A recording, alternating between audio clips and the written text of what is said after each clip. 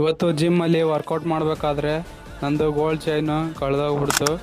ಇವತ್ತು leg workout ಇತ್ತು, ಅದಕ್ಕೆ ಪ್ರೀ ವರ್ಕೌಟ್ ಅಂತ ಕ್ರಿಯೇಟಿನ್ ತೊಗೊಂಡು ನಾನು ಹೊರಟೆ ಜಿಮ್ಮಿಗೆ ಬಂದು ಮೊದಲು ಲೆಗ್ ಪ್ರೆಸ್ ಮಾಡಿದೆ. ಇವತ್ತು ಫುಲ್ ಬೇಜಾರಾಗಿತ್ತು, ಅದಕ್ಕೆ 100 kg ವೇಟ್ ಹಾಕಿ 3 ಸೆಟ್ಟು ಲೆಗ್ ಪ್ರೆಸ್ ಮಾಡಿದೆ.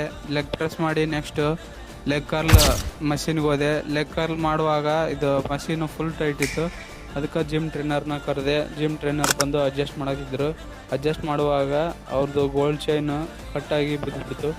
ಅದಕ್ಕೆ ಎಲ್ಲರೂ ಹುಡ್ಕಕತ್ತಿದ್ವಿ ಸಿಗ್ತಾವನಂತಂದು. ನಾನು ಹುಡ್ಕಕತ್ತಿದ್ದೆ, ನನಗೂ ಏನಾರು ಒಂದು ಸಿಗ್ಬೇಕಂತ ಅಂದು. ಆಮೇಲೆ ಒಂದು ಸ್ವಲ್ಪ ಹೊತ್ತಾಗಿಂದ ಹುಡುಕಿದ್ಮೇಲೆ ಎಲ್ಲ ಸಿಕ್ಕಿದ್ಮೇಲೆ ನಾನು ಲೆಗ್ ಕರ್ಲ್ ವರ್ಕೌಟ್ ಮಾಡಿದೆ. 3 ಸೆಟ್ ಲೆಗ್ ಕರ್ಲ್ ವರ್ಕೌಟ್ ಮಾಡಿದೆ. 3 ಸೆಟ್ ಬಾರ್ಬೆಲ್ ಸ್ಕ್ವಾಟ್ ಮಾಡಿದೆ. ಅದಾದ್ಮೇಲೆ 3 ಸೆಟ್ ಸ್ಟ್ಯಾಂಡಿಂಗ್ ಕಾಫ್ ರೈಸಸ್ ಮಾಡಿದೆ. ಅದಾದ್ಮೇಲೆ 3 ಸೆಟ್ ಸಿಟ್ಟಿಂಗ್ ಕಾಫ್ ರೈಸಸ್ ಮಾಡಿದೆ. ಇದಾದ್ಮೇಲೆ ನೆಕ್ಸ್ಟ್ 60 ಸೆಕೆಂಡ್ ಪ್ಲ್ಯಾಂಕ್ ವರ್ಕೌಟ್ ಮಾಡಿ ಇವತ್ತಿನ ವರ್ಕೌಟ್ನ ಕಂಪ್ಲೀಟ್ ಮಾಡಿದೆ.